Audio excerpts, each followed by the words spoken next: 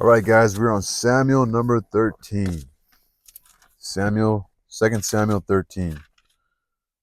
Yes, we are.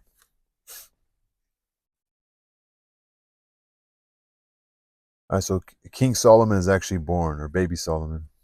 And it came to pass after this that Absalom, the son of David, had a fair sister whose name was Tamar. So Absalom, I don't know why they would have to say Absalom.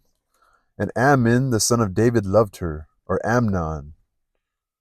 So David's son loved the sister, and Amnon was so vexed that he fell sick for his sister Tamar, for she was a virgin, and Amnon thought it hard for him to do anything to her.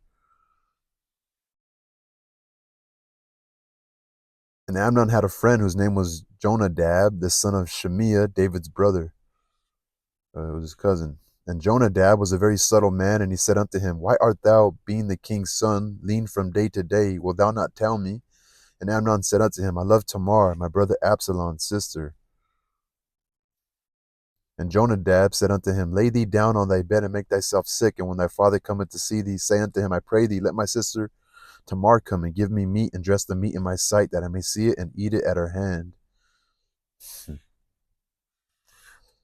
Kind of a sick thing, right? And so Amnon lay down, made himself sick, and when the king come to see him, Amnon said unto the king, I pray thee, let Tamar my sister come and make me a couple of cakes in my sight, that I may eat at her hand. Then David sent home to Tamar, saying, Go now to thy brother Amnon's house and dress him meat. So Tamar went to her brother Amnon's house, and he was laid down, and she took flour and kneaded it and made cakes in his sight, and did bake the cakes.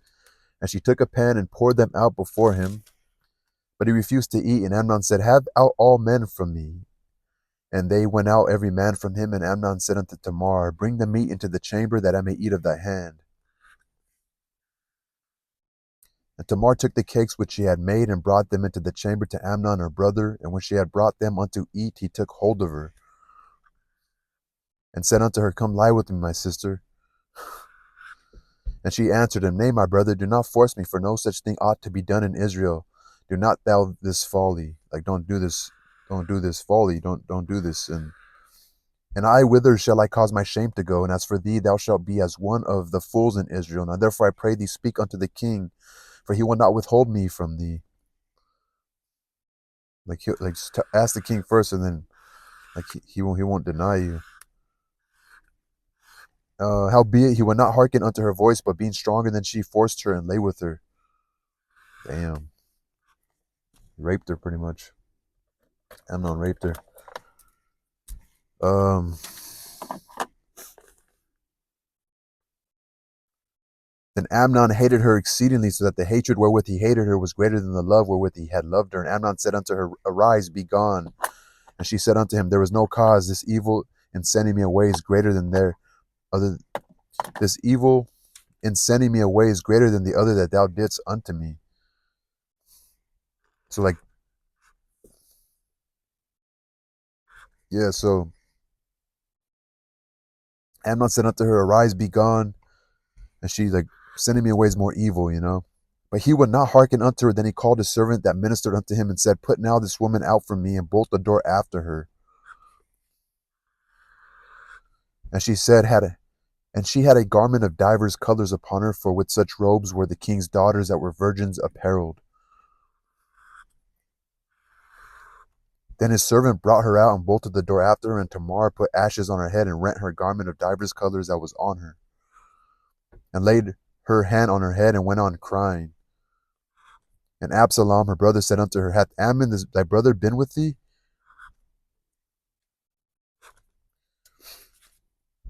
But but hold now thy peace, my sister. He is thy brother. Regard not this thing. So Tamar remained desolate in her brother Absalom's house.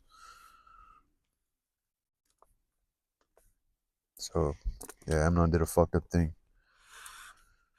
All right, but when King David heard of all these things, he was very wroth. And Absalom spoke unto his brother Amnon, neither good nor bad, for Absalom hated Amnon, because he had forced his sister Tamar. And it came to pass after 2 full years that Absalom had sheep shearers in Baal Hazor, which is beside Ephraim.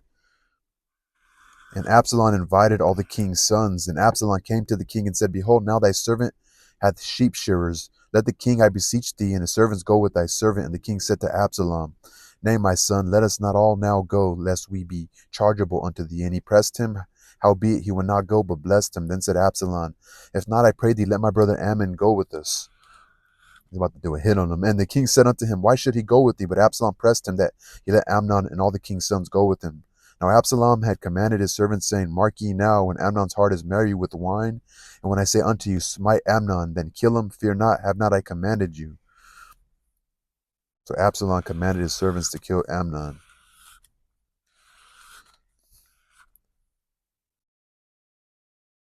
Be courageous and be valiant.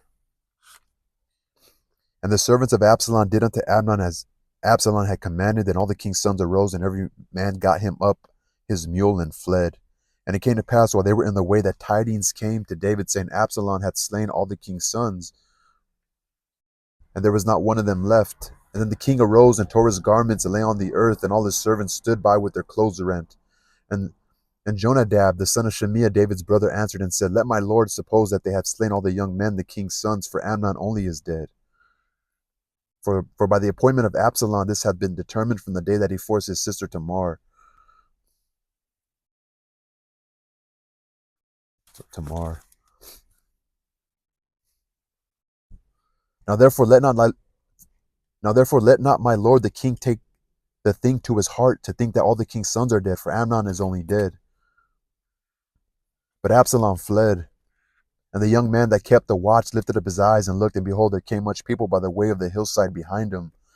And Jonadab said unto the king, Behold, the king's sons come, as thy servant said, so it is. And it came to pass, as soon as he had made an end of speaking, that behold, the king's sons came,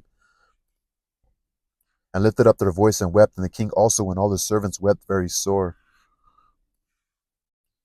But Absalom fled and went to Talmai, the son of Ammihud, king of Geshur. So he went to go seek, I guess, I don't know, exile, or what do they call it? I'm not sure. And David mourned for his son every day. Absalom fled and went to Geshur, and was there 3 years. And the soul of the king longed to go forth unto Absalom, for he was comforted concerning Ammon, seeing he was dead.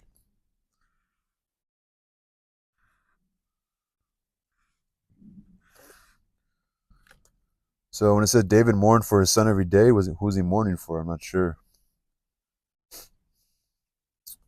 So Absalom fled to Talmai, the son of Ammihud, king of Geshur. So he pretty much fled to Geshur. He went to Geshur. So I'll put a little note right here. Ammon rapes Tamar, sister Tamar, Absalom's sister. So they must have been from the same mother, right? Absalom kills Ammon.